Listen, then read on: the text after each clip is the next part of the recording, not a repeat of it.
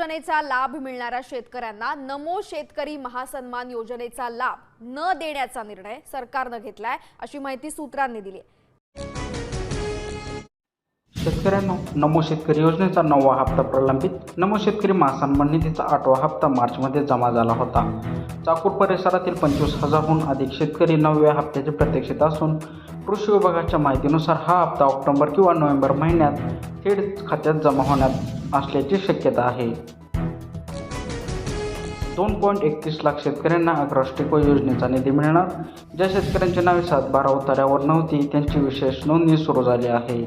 यामुळे राज्यातील 2,31,000 शेतकऱ्यांना थेट शासकीय अनुदानित कर्जमाफी व अग्रष्टिक आर्थिक लाभ मिळण्याचा मार्ग मोकळा झाला आहे।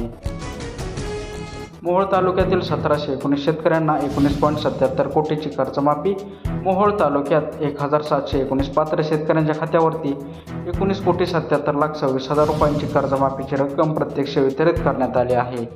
त्याआधी हा व्हिडिओ तुम्ही कोणत्या जिल्ह्यातून बघत आहात हे कमेंटद्वारे नक्की सांगा, म्हणजे तुमच्या जिल्ह्याचा नमो शेतकरी योजनेचा हप्ता किंवा कर्जमाफीचा हप्ता भेटायला लागला की आम्ही तुम्हाला कमेंटद्वारे नक्की सांगू। तसेच चॅनलवर जर नवीन आला असाल तर चॅनलला सबस्क्राईब करायला विसरू नका। पारनेर बाजारात कांद्याला 3,400चा उंचाकी भाव। पारनेर कृषी उत्पादक समितीत नवीन केलेला 3,400 रुपये प्रति क्विंटल असा उंचाकी दर मिळाल्याने कांदा उत्पादक शेतकऱ्यांच्या हातात 4 पैसे जास्त पडत आहेत। रायगड जिल्ह्यातील 7,367 शेतकऱ्यांना 10 कोटींचा निधी वाटप। नैसर्गिक आपत्ती व नुकसान भरपाईसाठी रायगड जिल्ह्यातील 7,367 शेतकऱ्यांची खात्याची पहिली यादी प्रसिद्ध झाली असून तब्बल 10 कोटी रुपयांपेक्षा अधिक निधी थेट बँक खात्यात वर्ग करण्यात आला आहे। लातूर जिल्ह्यातील 23,000 शेतकरी खाती बेकामी। कर्जमाफीचा प्रत्यक्ष लाभ मिळाल्यामुळे लातूरमधील 23,000 शेतकऱ्यांची खाती पूर्णपणे थकबाकीमुक्त झाली असून त्यांना बँकेकडून नवीन पीक कर्ज मिळण्याचा मार्ग मोकळा झाला आहे। बुलेटिनच्या सुरुवातीलाच महत्त्वाची बातमी आहे। शेतकरी कर्जमाफी संदर्भात मोठी बातमी समोर येते।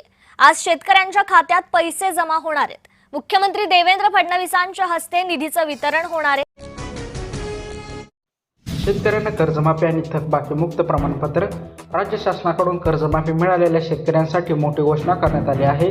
केवळ कर्जमाफ न करता बँकेकडून शेतकऱ्यांना कोणतीही थकबाकी नाही असे अधिकृत प्रमाणपत्र दिले जाणार आहे, जेणेकरून पुढील हंगामात नवीन पीक कर्ज मिळण्यास कोणतीही अडचण येणार नाही। जमीन मोजणीनंतरच होणार खरेदी विक्री नोंदणी। जमिनीच्या व्यवहारातील फसवणूक आणि बोगस नोंदणी रोखण्यासाठी महसूल विभाग डिसेंबर महिन्यात नवीन कडक कायदा आणत आहे। या नियमानुसार अधिकृत सरकारी मोजणी पूर्ण झाल्याशिवाय जस्त नोंदणी होणार नाही। ड्रॅगन फ्रूटच्या दरात मोठी घसरण। पोषक वातावरणाचा अभाव आणि नियमित हवामानामुळे ड्रॅगन फ्रूटच्या गुणवत्तेवर परिणाम झाला आहे। बाजारात नवीन हंगाम सुरू होतात प्रति किलो 20 ते 30 रुपयांची घसरण झाली असून उत्पादक शेतकरी अडचणीत आले आहे। याआधी हा व्हिडिओ तुम्ही कोणत्या जिल्ह्यातून बघत आहात कमेंटद्वारे नक्की सांगा, म्हणजे तुमच्या जिल्ह्याची कर्जमाफीची यादी किंवा पीक विम्याची रक्कम जमा होण्यास सुरुवात झाली की आम्हाला तुम्हाला कमेंटद्वारे नक्की सांगू। माजी उपमुख्यमंत्री सुखबीर सिंग बादल यांच्यावर हल्ला। पंजाबचे माजी उपमुख्यमंत्री सुखबीर सिंग बादल नांदेड दौऱ्यावर असताना गुरुद्वारा परिसरातील एका माते फिरवणीत त्यांच्यावर खंजराने हल्ला केला। सुरक्षा रक्षक आणि पोलिसांच्या प्रसंगावधामुळे ते थोडक्यात बचवले। आरोपीला जागेवरच ताब्यात घेण्यात आले आहे। दुष्काळी तालुक्यासाठी नदी जोड प्रकल्प। मराठवाडा आणि पश्चिम महाराष्ट्रातील दुष्काळी पट्ट्यांना कायमस्वरूपी पाण्याचा पुरवठा करण्यासाठी महत्त्वाकांक्षी नदी जोड प्रकल्पाचे काम लवकरच प्रत्यक्षात सुरू होणार आहे।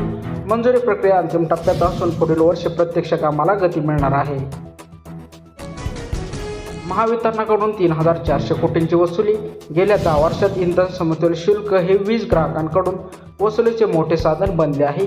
या शुल्काच्या नावाखाली ग्राहकांच्या माती तब्बल 3,400 कोटींचा अतिरिक्त बोजा मारल्याने धक्कादायक बातमी समोर आली आहे।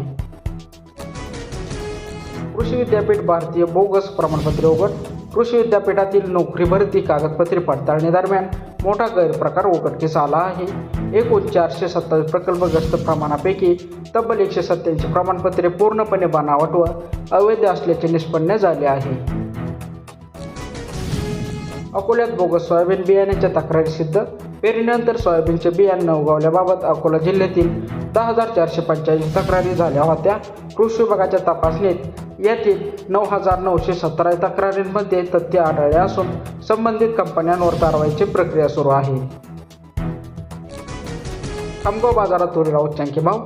कडधान्य बाजारात आवक कमी आणि मागणी जास्त असल्यामुळे खामगाव कृषी उत्पन्न बाजार समितीत तुरीच्या भावात प्रति क्विंटल 100 रुपयांची वाढ झाली असून भाव 8,225 रुपयांवर पोहोचले आहेत.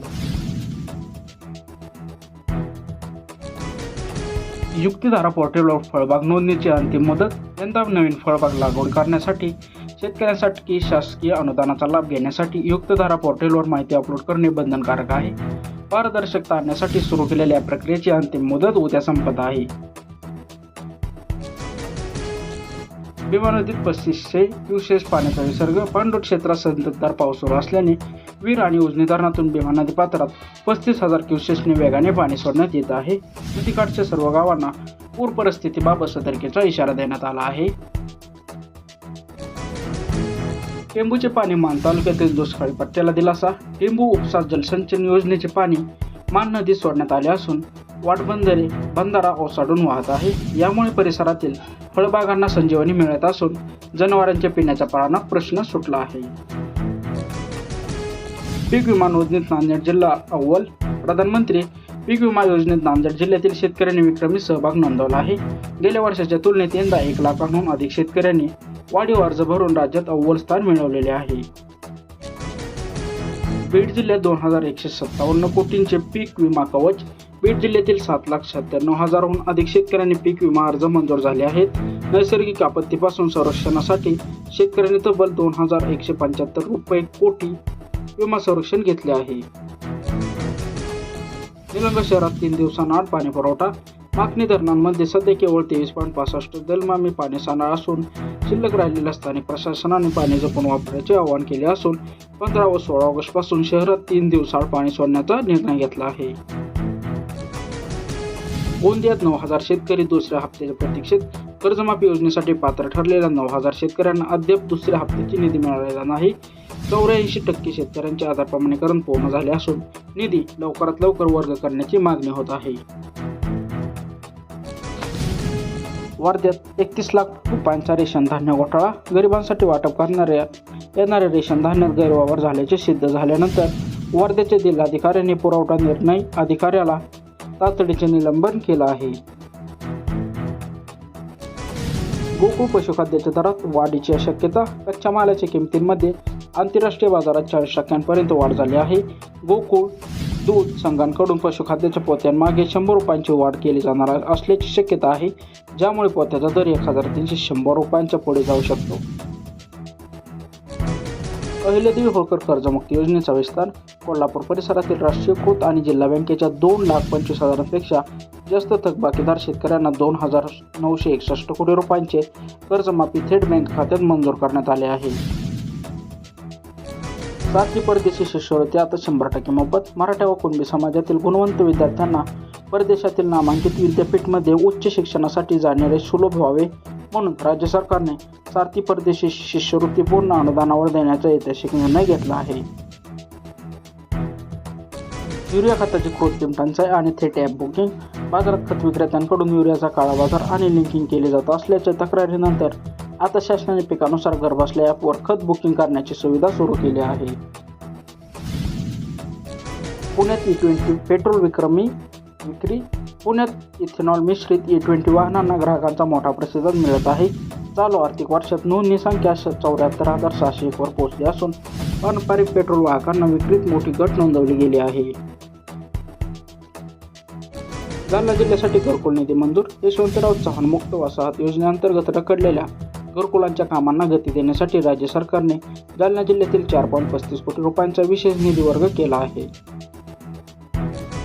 पाथर्डी बाजार समितीत कांद्याला 3,500 रुपये दर. आवक मर्यादित असल्यामुळे पाथर्डी कृषी उत्पादन बाजार समितीत कांद्यांना प्रति क्विंटल 3,500 रुपयांपर्यंत चांगला भाव मिळालेला आहे, ज्यामुळे कांदा उत्पादक शेतकऱ्यांना मोठा दिलासा मिळालेला आहे. देवस्थान व इनाम जमिनीच्या धारकांसाठी विशेष मोहीम. ज्या शेतकऱ्यांकडे देवस्थान, वतन किंवा इनाम जमिनी आहेत आणि 7/12 वर प्रत्यक्ष नावे नाहीत, अशा शेतकऱ्यांना ॲग्रॉस्टिक व इतर सर्व शासकीय योजनांचा थेट लाभ मिळवून देण्यासाठी महसूल विभाग विशेष फॉर्म भरून घेत आहे. तर शेतकरी मित्रांनो, ह्या होत्या आजच्या ताज्या बातम्या. चॅनलवर जर नवीन आला असाल तर चॅनलला सबस्क्राईब करायला विसरू नका आणि अशाच ताज्या घडामोडी जाणून घेण्यासाठी आपल्या चॅनलला सबस्क्राईब करा. याआधी हा व्हिडिओ तुम्ही कोणत्या जिल्ह्यातून बघत आहात ते कमेंटद्वारे नक्की सांगा. म्हणजे तुमच्या जिल्ह्याची कर्जमाफीची यादी किंवा पीक विम्याची यादी आली की आम्ही तुम्ही कमेंटद्वारे नक्की सांगू. तर शेतकरी मित्रांनो, भेटू आपण पुढच्या व्हिडिओमध्ये. तोपर्यंत धन्यवाद. जय हिंद, जय किसान.